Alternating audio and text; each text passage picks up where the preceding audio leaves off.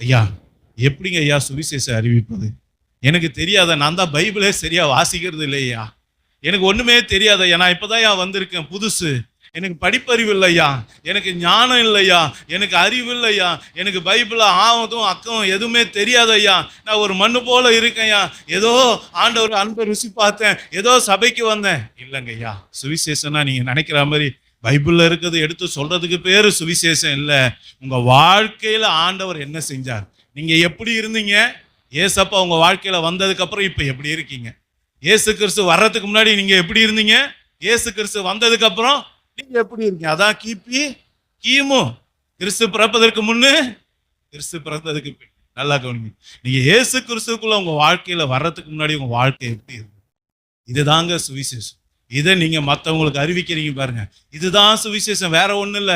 Sister, நான் கண்ணீரோடு இருந்தேன் சிஸ்டர், நான் கடனோடு இருந்தேன் சிஸ்டர், நான் வியாதியோடு இருந்தேன் சிஸ்டர், எங்க வீட்டுல இவ்வளவு பிரச்சனை சிஸ்டர், ஆனா ஏசப்பாவை தேடின சிஸ்டர், ஏசப்பா எங்களை தேடி வந்து ரட்சித்தாரு சிஸ்டர், இதுல இருந்து எங்களுக்கு விடுதலை கொடுத்தாரு, இன்னைக்கு அந்த போராட்டம்லாம் இல்ல, சந்தோஷமா இருக்கேன், சமாதானமா இருக்கேன்னு சொல்றேன் பாருங்க, இதுதான் சுவிசேஷம்.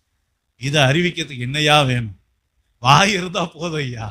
டேப் ரெக்கார்டர் கூட பாருங்க, பேசிட்டு ரெக்கார்ட் பண்ணிட்டு பிளேன்னு ஒரு பட்டனை கொடுத்தா என்ன பண்ணுது, அது எத்தனை வாட்டி வேணாலும் சொல்லுது. நல்லா கவனிங்க, ஆண்டவர் செய்ததை ருசி பார்த்த நாம அதை காட்டில அதிகமா கத்த வேணாவா?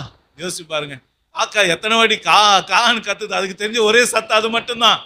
நல்லா கவனிங்க, சாப்பிட்றதுக்கு கூப்பிட்டாலும் அதை தான் கூப்பிடு, மற்றவங்களை எந்த விஷயத்துக்காக கூப்பிடணும், துக்கத்தை ஷேர் பண்றதுக்குன்னா அதுதான் கூப்பிடுது. காக்கா கிட்ட வேற சவுண்ட் ஏதாவது பார்த்துருக்கீங்கன்னா நல்லா கவனிச்சு பாருங்க, வெறும் கான் தான், ஆனா அதுலயே பல விதமான அர்த்தம் உள்ள சவுண்ட் இருக்கு. அதை கொஞ்சம் அழுத்தமா சொன்னா அதுக்கு ஒரு அர்த்தம் இருக்கு, காக்காங்களுக்கு தெரியும்.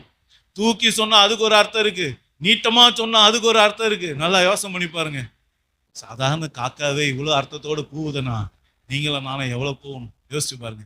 கர்த்தர் கொடுத்த கிருபை எவ்வளவு பெருசு, கர்த்தர் கொடுத்த ஜீவன் எவ்வளவு பெருசு, ரட்சிப்பு எவ்வளவு பெருசு. யோசனை பண்ணி பாருங்க, இன்னைக்கு நாம பெற்றிருக்க நிம்மதி அடுத்தவங்க கிட்ட இல்லை, நாம பெற்றுக்க சந்தோஷம் அடுத்தவங்க கிட்ட இல்ல. இன்னைக்கு நம்ம மகிழ்ச்சியா இருக்கிறோம், எந்த விதமான பிரச்சனை போராட்டம் இல்லாம. ஆனா இன்னைக்கு எத்தனையோ பேர் துக்கத்தோடு இருக்காங்க, எத்தனையோ பேர் வேதனையோடு இருக்காங்க. அவங்களுக்கு எல்லாம் யார் சுவிசேஷம் சொல்வது?